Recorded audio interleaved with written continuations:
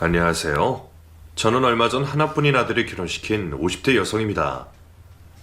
아들이 어릴 적만 해도 내가 언제 이 아이를 다 키워서 장가 보내려나 싶었는데 막상 아들을 보내고 나니 시원섭섭하면서도 많은 생각이 드네요.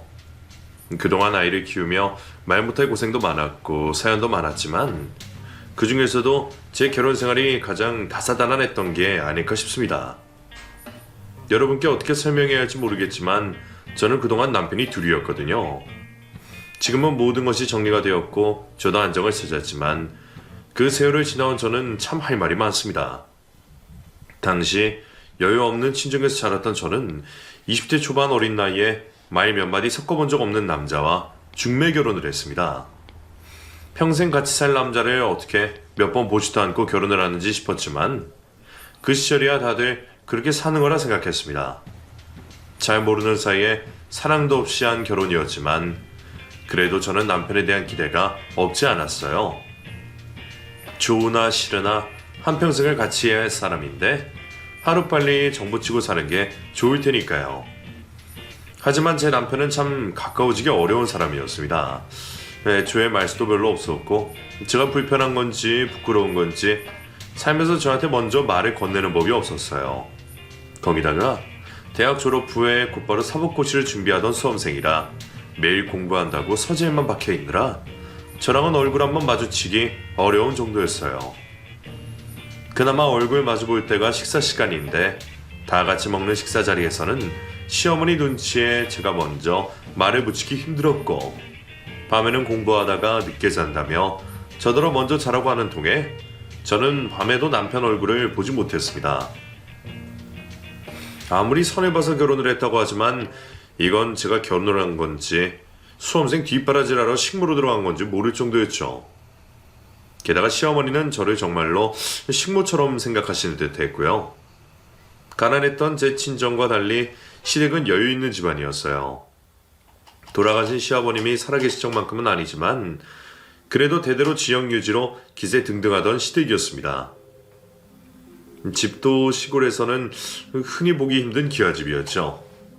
며느리는 남인지라 제가 시댁 재산이 얼마나 되는지 모르지만 남편이 돈 벌지 않고도 마음 편히 시험 공부에 매진할 수 있고 혼자 자식 키우며 아무런 고생 모르셨던 시어머니만 봐도 대강의 사정을 알 수는 있었어요. 그런 시댁에서 저희 결혼할 적에 친정이 도움을 주셨던 탓에 어머니는 저를 시댁에 팔려온 종년 취급을 하셨고 저는 구박을 당하면서도 시어머니 앞에서는 늘 죄인이 된 심정이어야만 했습니다. 신세를 진 게 있으니 무슨 수모를 당해도 참는 수밖에 없었죠. 그 집 일하러 팔려온 사람처럼 집안일은 도맡아 하면서도 잘해도 욕먹고 못하면 얻어맞는 그런 신세였어요. 제가 당한 시집살이를 다 말하려면 입이 아파 설명도 하기 싫네요. 저도 사정을 모르고 시집온 것은 아니었지만 아무리 그래도 며느리인데 어떻게 그렇게나 심하게 구셨을까 싶어 서러웠습니다. 가뜩이나 잘 알지도 못하는 남편한테 시집와서 외로웠던 제가 모진 시집살이까지 당해야 했으니 어린 나이에 얼마나 마음고생이 심했겠어요. 그런 상황에 남편이라도 제 편이 되어주었으면 했지만 시험 공부하느라 바쁘다는 남편은 늘 제게 무관심하기만 했습니다. 유약한 성격의 남편은 시어머니 앞에서 내 편 한번 들어달라는 말에도 자기는 분란이 싫다며 피하는 사람이었어요. 그나마 남편까지 시어머니와 합세하여 괴롭지 않아 다행이라 해야 할지 모르겠지만 그 집에 내 편은 아무것도 없는 것 같아서 매일 눈물로 베개인 잎을 적셔야 했죠. 하지만 이미 시집을 왔으니 어쩌겠어요. 당시만 해도 여자가 이혼을 한다는 건 사회적으로 매장을 당할 분위기였고 제가 감히 시댁에서 이혼 얘기를 꺼낼 수도 없었어요. 이혼하고 싶다고 말만 해도 난리가 날 테고 아마 시댁보다 저희 친정에서 저를 뜯어 말리셨을 겁니다. 그 시절 가난한 집에서 태어난 딸 자식 팔자들이 다 그렇게 했죠. 일찍 시집 가거나 나가서 돈 벌어 남자 형제들 뒷바라지하거나 늘 서럽고 고생해야 하는 것이 여자들 팔자였기에 저만 특별히 힘들다고 불평을 할 수도 없었어요. 그래서 그냥 참고 숨죽이고 살 수밖에 없었습니다. 그때 저는 정말 삶에 낙이 없었어요. 시어머니는 제 얼굴만 봐도 성이 나시는지 늘 화를 내셨고, 가장 가깝고 의지되어야 할 남편은 없는 것만 못한 사람이었어요. 솔직히 말하면 저는 남편이 왜 사법고시에 목을 매는지 이해를 알 수 없었습니다. 저보다 7살이나 많은 남편이 사법고시를 준비한 지도 벌써 몇 년째였거든요. 제가 비록 대학 문턱도 밟아보지 못했지만 그런 제가 보기에도 남편이 사법고시 합격한다는 건 뜬구름 잡는 소리나 다름없어 보였습니다. 공부에 별 소질도 없어 보였지만 자기 스스로도 의욕이 없어 보였거든요.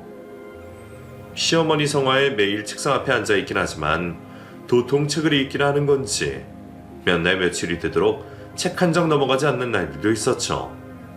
그런데도 왜 몇 년 동안 공부를 놓지 않는 건지 저는 이해를 하지 못했습니다. 그렇게 사회활동도 안 하고 틀어박혀 공부만 해서 그런지 남편은 정신이 너무 약했습니다. 남들이 보기에는 별것 아닌데도 과하게 반응을 하고 작은 소음이나 사건에 너무 큰 스트레스를 받아 했어요. 강박 같은 것이 있는지 모든 물건이 늘 제자리에 있어야 했는데 어쩌다 제가 잘못 건드리는 날에는 하루 종일 그 일을 가지고 신경을 쓰곤 했었죠. 뭘 저렇게까지 하나 싶어서 나한테 일부러 저러나 하기도 했지만 살면서 겪어보니 그 사람 성격이 그랬나 보더라고요.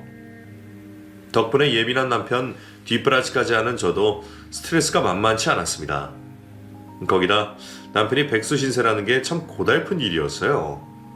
물론 시댁에 돈이 많으니 제가 나가서 돈 벌어야 할 걱정은 없겠지만 그래도 아내인 제 입장에서는 시어머니가 주시는 돈보다는 남편이 벌어다주는 돈이 좋았어요. 매번 생활비 터서 쓸 때마다 제가 허투루 쓰지 않나 감시하시는 시어머니 때문에 저는 두부 안 먹어도 마음 편히 못 살 정도로 불편했습니다. 가뜩이나 가난한 친정에서 시집왔다며 저를 탐탁치 않으시던 시어머니셨는데 어쩌다 제 물건 하나라도 사는 날이면 제가 과소비를 했다고 몇 시간씩이고 일장연설을 하고 나셨어요. 그러다 보니 저는 그 집에서 식모처럼 일하면서도 제 옷 한 벌 사입지 못하는 신세였네요.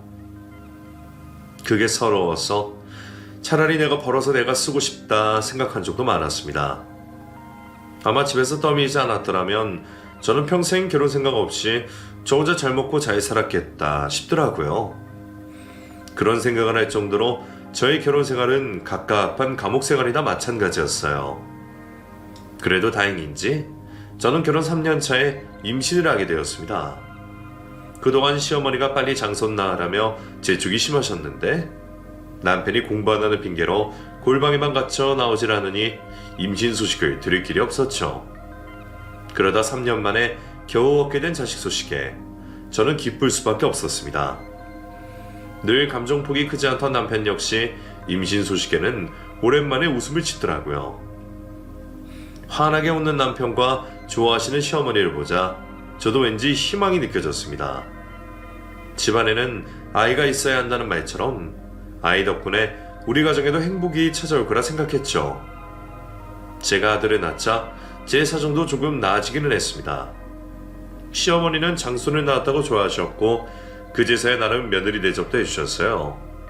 손자가 들을까 싶으셨는지 전처럼 막말도 하지 않으셨죠. 하지만 무엇보다 가장 좋았던 건 아들의 존재 자체였습니다. 자식은 참 놀라운 존재였어요. 엄마를 어떻게 알아보고 저를 찾는지 아이가 제 품에 쏙 파고들 때면 저는 세상 무엇도 부럽지 않았습니다. 내 편 하나 없다고 생각했던 그 집안에서 드디어 제 편이 생겼던 거였죠. 그래서 저는 그 후로 더 이상 남편이나 시어머니에 대한 서운함이나 기대도 없이 그저 내 자식 보는 낙으로 살 수 있었습니다. 그렇게 제가 시집와서 지낸 지 8년이 다 되어갈 무렵이었습니다. 그 사이에도 남편은 여전히 시험 공부를 하고 있었고 저희 아이는 곧잘 말을 하고 걸어다니는 유치원생이 되어 있었죠. 자식이 학교 들어갈 날이 머지 않았는데도 여전히 무직인 남편의 처지가 갑갑했지만 더 이상 기대를 하지 않기로 했으니 저도 욕심을 내려놓았어요. 그래도 시댁에 재산이 있고 시어머니가 손자를 예뻐하시니 적어도 굶어 죽을 일은 없을 거라 생각했거든요. 저희 집 실질적인 가장은 여전히 시어머니셨죠. 그런데 어느 날 그런 시어머니가 갑자기 돌아가셨습니다. 시어머니가 늦둥이 아들을 보셨던 탓에 나이가 적지도 않으셔서 당시로 치면 그리 이른 나이에 돌아가신 건 아니었지만 남편에게는 어머니의 죽음이 갑작스러웠던 모양입니다. 그동안은 자기 어머니한테도 무심한 사람인지라 애정이 있기는 한 건가 싶었는데 그래도 하나뿐인 어머니라 그런지 남편은 시어머니의 죽음에 무척 힘들어했습니다. 평소에는 좋아도 싫어도 별말이 없는 사람이라 감정이 별로 없는 줄 알았더니 시어머니 영정 앞에서는 정말 목 놓아 울더라고요. 그걸 보니 그 사람이 나중에 나 죽을 때는 울기나 하려나 궁금했죠. 그렇게 남편은 식음을 전폐하며 몇 날 며칠 눈물만 쏟을 정도로 무척 힘들어했습니다. 솔직히 저는 이제 나를 괴롭힐 사람이 없구나 싶어서 개운한 마음도 있었는데 부모님의 죽음으로 힘들어하는 남편을 보니 측은하기도 하더라고요. 그러면서도 나한테는 여전히 말을 않는 남편이 답답했습니다. 우리가 남도 아니고 자식 낳고 같이 늙어가는 부부 사이인데 힘들면 나한테 좀 기댔으면 했거든요. 그래서 일부러 제가 먼저 말도 붙여보고 밥도 떠먹여줘 봤지만 제가 그 사람에게는 위로가 되지 않았던 건지 남편은 아무런 반응이 없었어요. 그런 성격을 모르지 않았으면서도 힘든 순간에까지 저를 밀어내는 남편이 참 야속했습니다. 그래서 저도 개나 억한 심정의 남편을 그냥 두게 되었어요. 상 치르고 나서 도로 서재에 박혀버린 남편을 내버려두고 매끼 밥만 가져다 놓을 뿐이었죠. 혼자 있고 싶다며 청소도 못하게 하는 사람을 저도 굳이 힘들어서 끌어내고 싶지가 않았거든요. 그래도 배는 고픈지 상체로 놓으면 그릇만 싹 비워 앞에 내어놓는 걸 보고 살아있구나 확인할 수는 있었죠. 그런데 대체 언제까지 저러려나 싶던 남편이 갑자기 이상한 행동을 하기 시작했습니다. 갑자기 새벽에 소리를 지르고 누군가가 대화를 하는 듯 하더니 어느 날에는 저더러 이상한 얘기를 하는 거였죠. 당신 어머니 식사 좀 잘 챙겨드리고 그러지? 요즘 입맛이 없으신지 야이신 것 같던데. 그게 무슨 말이에요? 어머니 식사를 챙겨드리라니. 당신도 영혼이 때문에 힘들겠지만 그래도 좀 신경 써. 어머니 연세도 있으신데 언제 떠나실지 모르잖아. 살아계시길 잘해드려야지. 갑자기 시어머니가 살아계신 것처럼 시어머니의 안부를 걱정하는 남편의 말에 저는 깜짝 놀랄 수밖에 없었습니다. 아무래도 남편이 헛것을 보는 듯 했죠. 처음에는 남편이 시어머니 돌아가시고 충격이 심해서 잠시 그러는 거라 생각했어요. 사람들이 상실감에 너무 슬픔에 빠지면 종종 인지를 못하는 일들이 있다 하더라고요. 그래서 잠깐 그런 거겠지 생각했지만 남편의 이상 행동은 그 후로도 계속되었습니다. 헛소리에 헛것까지 보며 점점 더 심각해지는 듯 했어요. 자기도 스스로 이상한 걸 느끼는 건지 남편은 점점 식욕도 부진하고 몸이 말라가기까지 했습니다. 그런 남편이 걱정되었던 저는 당연히 남편을 데리고 병원에 가려 했죠. 하지만 싫다는 남편의 고집을 꺾지 못했어요.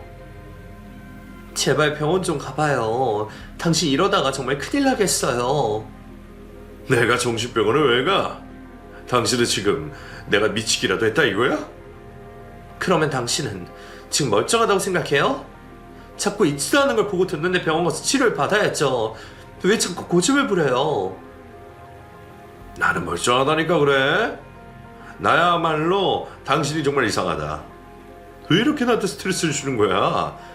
내가 언제 나한테 신경 써달라고 그랬어? 잘 지내고 있는 날에 괜히 들쑤셔서 정신병원이니 뭐니 쓸데없는 소리를 해. 나는 오히려 그런 당신 때문에 정말 미쳐버리겠어. 이제 와서 생각해보면 남편이 정말 이상하긴 했습니다. 전에는 화도 내지 않던 사람이었는데 결혼하고 처음으로 저한테 소리를 지르며 난폭한 모습을 보였네요.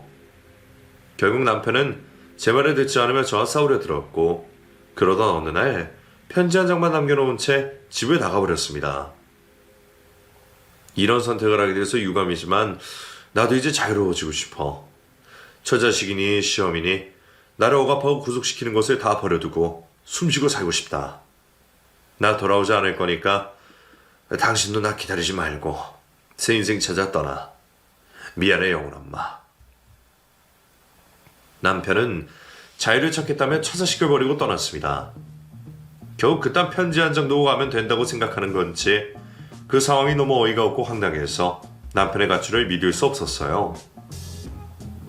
잠시 가출한 거라 생각하고 돈이 떨어지면 돌아오겠지 생각했습니다. 하지만 한 달이 지나고 두 달이 지나도 남편은 돌아오지 않았습니다.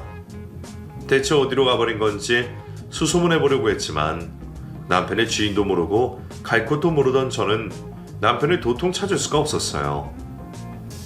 그리고 남편 역시 정말 돌아오지 않을 생각인지 전화 한 통 없이 소식이 끊겨버렸죠.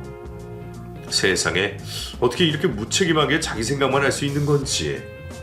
돌아가신 어머니 때문에 살아있는 처자식을 저버린 남편이 원망스러웠습니다. 처음에는 남편이 잠시 방황하다 돌아올 거라는 생각에 어떻게든 버텨보려 했어요. 그래도 집이 있으니 지낼 곳은 있었으니까요. 하지만 동네 유지라는 그 집 구석에 제가 가져다 쓸 돈이 없더라고요. 워낙 의심 많은 시어머니가 집에 현금 하나 두지 않으셨거든요. 그래서 처음에는 돈 대신 돈 될 만한 것들을 팔아치웠습니다. 결혼할 때 받았던 폐물이며 시어머니가 숨겨두신 금수저에 하다못해 안 쓰는 고무들까지 팔아 치워 1년을 버텼어요.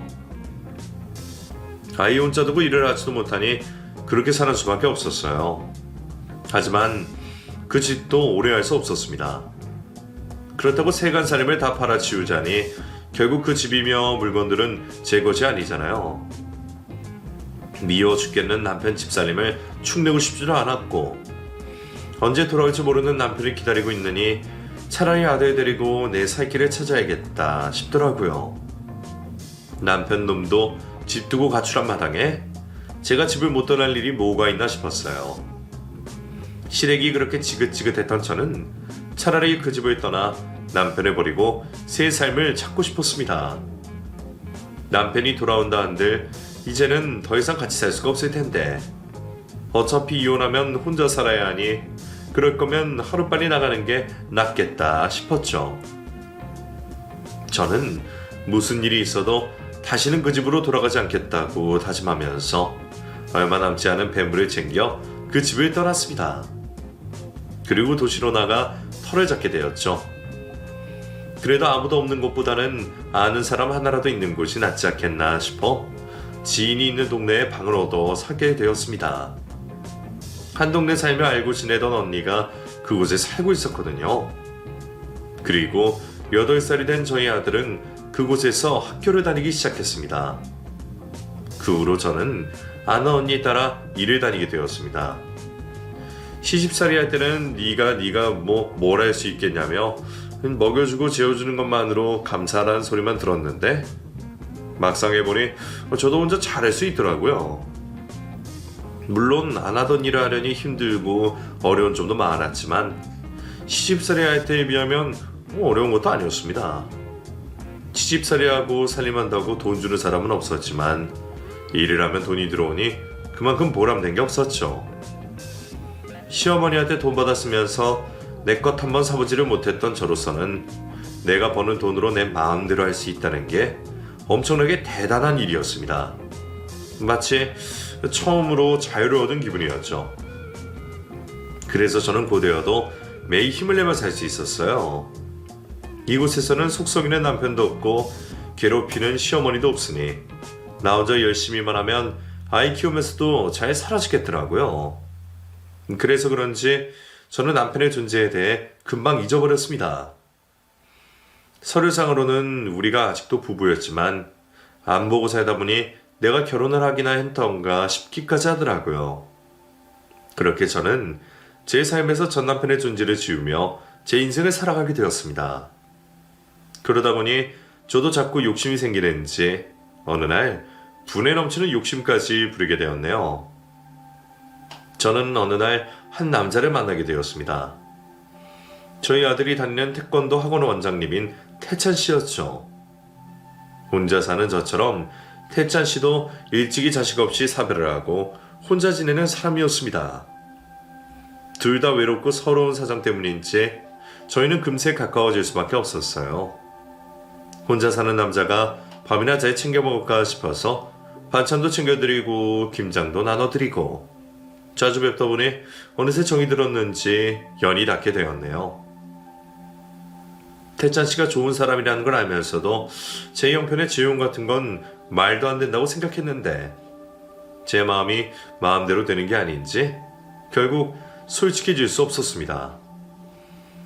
저는 처음부터 제 사정을 태찬 씨에게 전부 설명했었어요. 이혼녀도 아니고 과부도 아니고 그렇다고 남편이 있는 것도 아닌 복잡한 제 신세를 말이죠. 그렇다고 벌써 10년 가까이 연락 없는 남편을 두고 제가 외도를 한다고 말할 수도 없겠지만 호적상으로는 제가 전 남편과 부부관계인 것이 여전했습니다. 그동안은 있으니 없으니 상관없는 인간이라 생각하고 애써 잊고 살았는데 제가 다른 사람과 새 출발을 하려고 하니 그 인간이 제 발목을 잡더라고요. 결국 저는 태찬 씨와 새 출발을 위해서라도 전 남편을 찾아야만 했습니다. 그동안 제가 아무 노력도 하지 않은 건 아니었어요. 저도 전 남편과 이혼해보려고 여러모로 노력해봤지만 연락이 닿지도 않고 소식도 모르는 사람이랑 어떻게 이혼을 할 수 있겠나요? 어디서 뭐라고 지내는지 소식도 없는 남편을 찾아서 이혼을 하는 것은 불가능한 일이었습니다. 법적으로 어떻게든 해보겠다고 이혼 소송장도 여러 번 보내봤지만 그것도 결국 전 남편 쪽에서 수령을 해야 한다더라고요. 그러니 결국 그 인간의 의지가 없으면 제 쪽에서는 아무것도 할 수 없는 상황이었습니다. 숨어버린 그 인간 때문에 나는 행복을 누릴 수 없는 건지 정말 억울한 심정이었어요. 결혼 한 번 잘못했다가 이게 무슨 꼴이야? 그 인간은 처음부터 끝까지 내 인생을 망치려고 그러나 봐. 역시 나는 행복하면 안 되는 사람이었나 봐. 내 스스로 무슨 행복을 찾겠다고. 괜히 나 같은 여자랑 엮어서 태찬 씨까지 힘들게 만들었네. 정말 미안해 태찬 씨. 왜 그런 소리를 해? 행복하면 안 되는 사람이 어딨어? 진경씨는 행복해질 수 있고 내가 꼭 그렇게 만들 거야. 이혼 못하면 어때? 우리만 떳떳하면 되는 거지. 그렇다고 설마 그 사람이 평생 숨어 살 수 있겠어? 언젠가는 다 해결될 거야. 그렇다고 우리 관계까지 망치지 말자. 우리가 같이 이겨내면 되지. 저는 전 남편과의 혼인관계를 정리하지 못해 태찬 씨와 이별까지 고민했지만 태찬 씨는 그런 저를 붙잡아주며 저희의 미래를 함께 꿈꿔주었습니다. 당장 혼인신고를 못하더라도 우리 관계는 달라지는 건 없어. 영원히를 내 호적에 못 올릴 뿐인 거지 내가 영원히 아빠 노릇을 못하는 건 아니잖아. 나한테 서류 같은 건 안 중요해. 나 좋은 남편, 좋은 아빠의 자신이 있어. 내가 당신이랑 영원히 끝까지 지켜줄게. 그렇게 말하는 사람을 제가 어떻게 저버릴 수 있었겠어요? 결국 저는 태찬 씨와 사실혼 관계를 유지하며 새 출발을 하게 되었습니다. 여전히 호적상 남아있는 전 남편의 흔적으로 불편한 일이 한두 가지가 아니었지만 그럼에도 저와 태찬 씨의 관계에는 아무 문제가 없었습니다. 어려움을 함께 극복하기로 약속했던 만큼 쉽게 무너지지 않기로 다짐했거든요. 그렇게 제 남편이자 영훈이의 새아빠가 되어준 태찬 씨는 정말 자기 역할을 잘 해주었습니다. 저와 아들은 태찬 씨를 만나고서부터 비로소 가족을 가진 기분이었습니다. 저는 처음으로 살아있는 것을 해보았고 아버지의 존재를 늘 그리워하며 친아버지에게 관심받지 못했던 아이가 처음으로 아버지의 사랑을 누리며 안정을 찾아가기 시작했어요. 혹시나 아이가 저희 사이를 못 받아들이면 어떻게 하나 걱정이었던 시기도 있었는데 누구보다 노력하고 진심을 다하는 새아빠의 마음을 알아준 아들은 새로운 가정에 금방 적응해 갔습니다. 그렇게 저희 세 사람은 온전한 한 식구가 되었죠. 남편 덕분에 너무나 행복했지만 한편으로는 그래서 더 불안하기도 했어요. 대체 언제까지 이 불안전한 관계를 유지할 수 있을지. 정말 마음 같아서는 무슨 수를 써서라도 전 남편을 찾아 이혼 도장을 찍고 싶었습니다. 하지만 그런 제 심정을 아는지 모르는지 전 남편은 여전히 소식 없이 오리무중일 뿐이었어요. 정말 억울했던 건 그런 전 남편이 실종 상태는 아니었다는 겁니다. 성인의 경우에는 가족들과 연락이 되지 않는다고 실종이 아니더라고요. 아주 가끔이지만 생존 반응은 있었기에 경찰에서는 전 남편이 실종이 아니라 가출이라며 저를 도와줄 수 없다고 했습니다. 그렇다고 생존 반응을 찾아 전 남편과 연락을 할 수도 없었어요. 그놈의 개인정보 때문에 직접 연락이 닿지 않는 한 그 사람이 어디서 뭐라고 지내는지 제게 알려줄 수가 없다는 거였죠. 그런 식이면 저 같은 사람들은 이혼도 하지 말라는 건지 저는 정말 괴롭고 억울하기만 했습니다. 결국 혼자서는 아무것도 할 수 없었던 저는 차라리 전 남편의 사망 소식을 기다릴 수밖에 없었어요. 그 인간이 대체 어디서 뭐라고 지내는지 모르겠지만 평생 내 발목을 잡으며 이혼을 안 해줄 생각이라면 죽어서 헤어지는 수밖에 없겠다 싶더라고요. 너무 극단적인 생각일지 모르지만 당시에 고통받던 솔직한 제 심경이 그랬습니다. 그리고 그런 생각은 아들의 결혼을 앞두고 더 깊어질 수밖에 없었어요. 전 남편이 떠나고 벌써 20년이라는 세월이 흘렀습니다. 그 사이 꼬마였던 아들은 어엿한 직장인이 되었고 결혼할 여자까지 있는 상황이었어요. 당장 결혼식을 올리겠다는 건 아니지만 몇 년 안에 식을 올려야 할 상황에 벌써 20년 동안이나 소식이 없는 전 남편은 저희의 고민거리일 수밖에 없었습니다. 저는 지긋지긋한 전 남편을 끊어내고 싶은 마음이 컸고 아들은 그동안 키워준 새아빠에 대한 보답으로 결혼식을 올리기 전에 남편 호적으로 들어가고 싶어 했어요. 저 역시 아들이 지금 남편과 다른 성으로 결혼을 한다는 게 마음에 걸렸기에 제발 결혼 전에 전 남편을 만나 이혼을 하고 해결해 보기를 바랄 뿐이었죠. 더 이상 전 남편을 기다리기만 할 수 없었던 저는 최후의 수단을 알아볼 수밖에 없었습니다. 배우자가 실종되어 이혼 소송을 할 수 없는 경우에 법원에다가 혼인 해소를 청구할 수 있다고 들어요. 물론 그러기 위해서는 제가 사라진 전 남편을 찾기 위해 얼마나 노력했는지, 전 남편의 행동이 의도적인지 이래저래 증명하고 준비해야 하는 게 많았지만 다른 방법이 없는 상황에서는 그게 유일한 저의 지푸라기였습니다. 제가 증거들을 마련할 수 있을지 막막했지만 어떻게든 해보려면 노력을 할 수밖에 없었어요. 그렇게 제가 변호사를 만나고 다니고 법원을 뛰어다니던 어느 날 저는 황당한 전화를 한 통 받게 되었습니다. 명훈 엄마, 나야. 잘 지냈어? 20년 만에 전 남편의 전화를 받게 된 저는 황당할 뿐이었습니다. 마치 헤어진 지 몇 달이나 된 것처럼 태어난 그 인간의 태도에 손이 바들바들 떨릴 지경이었어요. 정말 당신이야? 이 번호 어떻게 알아냈어? 당신이 지금 나더러 잘 지내냐고 할 수 있어? 지난 20년 동안 뭐 하다가 이렇게 나타나? 내가 당신 찾으려고 얼마나 고생했는지 알기나 해? 미안해. 굳이 변명은 안 할게. 이제 와서 변명이 무슨 소용이겠어. 당신이 나랑 이혼하고 싶어하는 거 알아. 이제라도 도장 찍어줄 테니까 우리 집에 좀 와줄래? 그리고는 아무렇지 않게 살던 집으로 와달라는 말에 기가 막혔습니다. 태평한 전 남편의 음성에 저는 너무 화가 나서 앞뒤 생각 없이 당장 달려갈 수밖에 없었어요. 급한 마음에 남편에게는 말도 못하고 그대로 차키를 들고 예시댁으로 향했죠. 그리고 한참 가서야 남편 생각이 들었습니다. 미안해. 당신한테 먼저 연락했어야 하는데 내가 급한 마음에 몸이 먼저 움직였어. 괜찮아. 마음 급하면 그럴 수도 있지. 그나저나 혼자 가도 괜찮겠어? 그 사람이 갑자기 무슨 생각으로 연락한 건지 걱정도 되는데. 아니야. 그 사람 나한테 맞으면 맞았지 해코지는 못할 거야. 그랬으니까 이혼할 용기도 없어서 가출을 했지.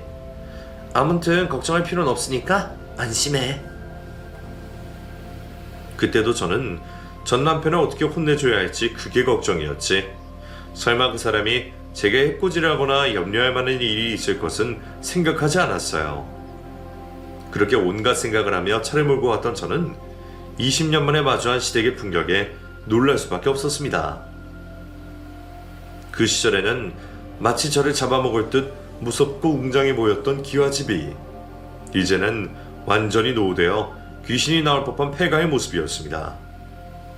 세월이 흐른 만큼 예전과는 많이 다르더라고요. 그렇게 그 안에서 저는 오랜 세월 미워하며 살았던 전 남편의 모습을 비로소 마주하게 되었습니다. 만나주면 욕이나 실컷 해줘야겠다 생각했는데 막상 전 남편을 마주한 저는 아무 말도 할 수 없었습니다. 전 남편은 한동안 그 시골 폐가에서 지내고 있었던 모양이었어요. 대체 어떻게 지냈던 건지 깡마른 모습에 덥수룩한 수염 상태가 아무래도 그 인간이 편히 살았다고는 할 수 없겠더라고요. 노숙자처럼 남루한 차림에 저는 말이 쉽게 나오지 않았습니다. 분명 오랜 세월 원망하고 탓했던 사람인데 그래도 잠시 정부치고 살았던 사람이라 그런지 그런 모습이 또 안타까웠죠. 뭐라 얘기를 꺼내야 할지 몰라 멍하니 서 있었더니 그런 제 시선을 눈치챈 전 남편이 먼저 자기 얘기를 시작했습니다. 당신 그동안 나 많이 원망하며 살았을 거 잘 알아. 나 같아도 나 같은 놈 용서 못하겠지. 그동안 이혼도 안 해주고 당신 고생시켜서 미안해. 내가 무슨 말로 용서를 구하겠어. 그냥 이제라도 나 같은 건 잊어버리고 새 가족들이랑 잘 살았으면 좋겠어. 사실 나 곧 죽는데 그동안 무서워서 뒷일 생각도 안 하고 도망만 다녔는데 죽는다는 얘기 들으니까 갑자기 정신이 번쩍 들더라고. 나 죽으면 당신 나한테 욕도 못 해보고 사별당하는 건데 그 전에 이혼이라도 해줘야겠다 싶어서. 그런 말을 한 전 남편은 제 앞에 이혼 서류와 유산 상속 서류를 내밀었습니다. 그걸 보니 곧 죽는다는 말이 거짓말 아니구나 싶더라고요. 하지만 그렇다고 이제 와서 저희 모자 20년 세월의 고생이 괜찮아지는 건 아니었습니다. 그렇게 무책임하게 식구들을 벌어놓고 죽는 날 받아놓고 용서를 구한다는 게 괘씸하더라고요. 이제 와서 그게 다 무슨 소용이야? 그렇게라도 용서를 빌겠다는 거야? 아니면 동정이라도 해달라 이거야? 당신은 어쩜 이렇게 끝까지 무책임하고 이기적이야? 미안해 영훈 엄마. 이제 와서 변명으로 들리겠지만 그때는 나도 사정이 있었어. 그때는 내가 사라지는 게 당신과 영훈이를 위한 거라 생각했어.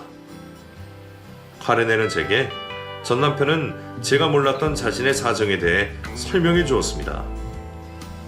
시어머니가 돌아가시고 헛것을 보며 정신을 못 차리던 남편은 사실 이전부터 정신병을 앓고 있었다고 했습니다. 처음에는 시험 스트레스 때문일 거라 생각했지만 점점 더 심각해지는 상태를 모른 척 할 수가 없어 병원에 가려 했답니다.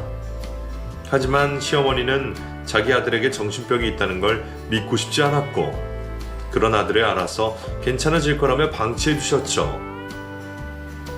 저는 아무것도 모르고 그 집에 시집을 갔고 전 남편은 제게도 마음을 열지 못하고 속으로 병들어 갔습니다. 당신한테 내 상황 이해해달라는 건 아니지만 그때는 내가 제정신이 아니었어. 이미 많이 힘든 상황이었는데 계속 방치하다 보니 나도 내가 어디로 튈지 모르겠더라고. 그러다 어머니 돌아가시고 환각이 보이고 이상한 소리가 들렸어. 그러다 사람이 예민하고 폭력성까지 보이더라고. 내가 당신한테 화를 낸 걸 보고 나도 깜짝 놀랐어.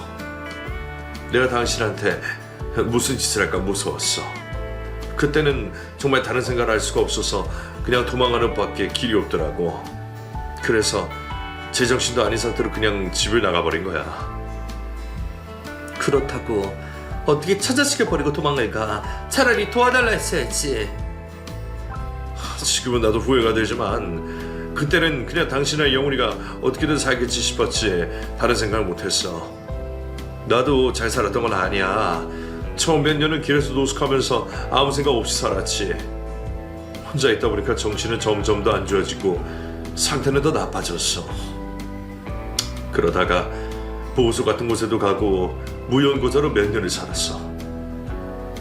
완전히 나아지면 당신이랑 영원히 만나야겠다 생각했는데 그게 쉽지 않더라고. 그러다가 당신이 새 출발한 걸 알고 그래 내가 없어져야겠다 싶었지. 그러다가 지금은 도움 받고 치료도 받아서 조금 좋아진 상태였는데 하필이면 이제 내 목숨이 다 해버렸네. 그동안 제가 몰랐던 그 사람의 속내를 듣게 된 저는 저도 모르게 오열할 수밖에 없었습니다. 무슨 마음이었는지는 잘 모르겠지만 아마 전 남편에 대한 연민과 안타까움, 그리고 그런 남편을 만나 고생했던 제 인생에 대한 미련들이었던 것 같아요. 저도 전 남편의 사정을 듣고 조금 이해되는 것은 있었지만 그렇다고 해도 그 사람이 전부 이해가 되는 건 아니었어요. 결국 혼자를 택하고 저를 버린 것은 그 사람의 선택이었으니까요. 하지만 그 사람도 고통과 번뇌가 있었을 거란 생각에 이제 곧 죽음을 앞둔 그 사람을 탓하기만 할 수는 없었습니다. 이제라도 나타나서 용서를 구하는 게 다행인가 싶었던 생각에 조금이나마 마음이 풀렸던 저는 그 사람을 그 폐가에 혼자 두고 나올 수가 없었습니다. 언제 죽을지도 모른다는데 사람이 지낼 수 없는 그곳에 아픈 사람을 방치하는 건 사람도리가 아니다 싶었어요. 그리고 제 아들에게도 그 사람이 직접 사과를 전했으면 했습니다. 결국 저는 전 남편을 집으로 데려가기 위해 남편에게 전 남편의 사정을 전했습니다. 싫다고 하면 어쩔 수 없을 거라 생각했는데 남편은 흔쾌히 제 부탁을 들어주었습니다. 어쩌면 저보다도 그 사람에게 원망이 많았을 남편은 저보다도 그 사람의 사정을 더 안타까워했어요. 진짜 데려가도 돼? 나 때문에 무리할 필요 없어. 당신이 불편하다고 하면 다른 곳에서 지내게 하고 영원히만 만나보게 해도 되니까. 아니야, 정말 진심이야. 물론 우리 관계가 불편하긴 하겠지만 나도 영원히 친아빠 만나보고 싶기도 했었고 사정이 그렇다는데 어떻게 모른 척 하겠어? 그리고 나는 늦었지만 남은 시간이라도 영원이가 친아버지랑 시간을 보냈으면 좋겠어. 그게 내가 영원이한테 해줄 수 있는 선물 같아. 마음이 바다 같은 남편 덕분에 저는 전 남편을 집으로 데려가게 되었습니다. 처음에는 안 가겠다는 전 남편도 아들 얘기를 꺼내니 더 거절하지 못하더라고요. 나한테 미안하다 대신 전해달라고 하지 말고 당신이 영훈이 보고 직접 사과해. 그리고 당신 유산에 영훈이가 받겠다고 할지 직접 물어봐. 갈 때 가더라도 당신이 정말 영훈이 아빠라면 애한테 마지막으로 그 정도는 해야지, 안 그래? 제 말에 전 남편은 흐느껴 울기만 했습니다. 그거 보면 자기도 자식 생각을 아주 안 하진 않은 것 같은데 그 속이 어땠을지 이해하기도 어렵고 마음이 복잡하더라고요. 그렇게 20년 만에 아버지를 만난 영훈이는 처음에는 만나기를 거부했어요. 그래서요, 불쌍하니까 이해 좋아해요? 그 사람 때문에 우리가 얼마나 힘들었는데 나는 볼 생각 없어요. 당연한 반응이라 생각해 그 정도로 말아야 하나 싶었는데 그런 영훈이를 보며 남편이 나섰습니다. 영훈아, 나는 네가 친아버지랑 남은 시간을 보냈으면 좋겠어. 우리가 직접 겪어보지 않고서는 각자의 사정을 다 알 수는 없잖니. 아버지를 미워하는 마음은 이해하지만 사람 마음은 생각보다 복잡하단다. 늘 원망하다가 어느 날 갑자기 친아버지가 보고 싶어질 수도 있잖니. 나는 네가 나중에 이 일을 후회하는 날이 오지 않았으면 좋겠어서 그러는 거야. 이제 돌아가시면 더 이상 원망할 것도 없어질 텐데 화를 내더라도 직접 만나보는 게 좋지 않겠니? 워낙 남편에 따랐던 아들은 결국 새아빠의 말을 듣고 친부를 만나게 되었습니다. 그리고 그 사람이 떠나기 전까지 짧은 시간을 함께 했죠. 그 후로 전 남편은 2달을 저희와 지내다가 떠났습니다. 그리고 그 2달간 저희는 같이 살았던 때보다 훨씬 많은 대화를 나누게 되었어요. 저는 그제서야 그 사람을 조금이나마 이해할 수 있었고 그 사람을 향했던 증오들을 덜어낼 수 있었습니다. 아마 끝까지 사정을 모르고 전 남편의 죽음을 마주했더라면 저는 남은 평생 그 사람을 원망하느라 시간을 허비했을 겁니다. 그래서 저는 전 남편과의 재회가 그 사람이 제게 처음이자 마지막으로 건넨 선물이라 생각했습니다. 전 남편도 혼자 있는 것보다는 나았는지 떠나는 마지막 모습은 꽤 편안해 보였어요. 그 사람도 불쌍한 인생이다 싶어 일찍 떠나는 게 안타까웠는데 그나마 마지막 가는 길에 제가 도움을 줄 수 있어서 다행이라 생각했습니다. 그리고 저희 가족은 그 사람의 장례까지 무사히 치러주었어요. 새 남편이 전 남편 장례식을 지키는 모습이 이상했지만 그 안에는 남들은 모르는 저희만의 사정이 있었네요. 그리고 저는 그런 불편한 일을 자처해준 남편에게 늘 고맙고 미안했습니다. 남편 복 지지리도 없다 싶었던 제가 재혼은 참 잘했구나 싶더라고요. 그 뒤로 아들에게는 전 남편이 남긴 유산이 돌아갔어요. 그리고 아들은 키워주신 아버지에 대한 감사함을 보답하겠다며 남편에게 그 돈을 맡겼죠. 이걸 왜 나를 주니? 네가 받은 유산인데 나는 이거 못 받는다. 이 돈으로 아빠가 저한테 해주신 걸 다 갚을 수는 없지만 저도 이제는 아빠를 조금이나마 돕고 싶어요. 아빠가 쓰시고 남은 거는 나중에 저 장가갈 때 보태주세요. 저는 그거면 좋아요. 두 사람이 실랑이를 벌였지만 결국 아들의 고집이 이겼습니다. 저도 나중에 결혼할 때 도와주면 된다며 아들의 편을 들어줬죠. 사실 남편이야말로 돈이 필요한 상황이었어요. 낙후된 도장시설 때문에 최근 들어 원생도 많이 떨어지고 운영이 어려웠는데 그 돈으로 리모델링도 다시 하고 직원도 새로 구하면서 조금씩 예전의 활기찬 도장의 모습을 찾아갈 수 있었습니다. 덕분에 남편도 다시 기운을 얻었고 젊었을 적 못지않게 열심히 일을 하게 되었죠. 빠듯했던 저희 집 형편도 조금은 나아졌고 결혼을 생각하고 있던 아들 역시 이듬해 결혼식을 준비할 수 있게 되었습니다. 그렇게 이제는 아들도 결혼해서 자기 가정을 꾸렸고 다 큰 자식을 보낸 저희는 제2의 신혼을 맞은 듯합니다. 앞으로는 저도 더 이상 미움 없이 행복만 하고 싶네요.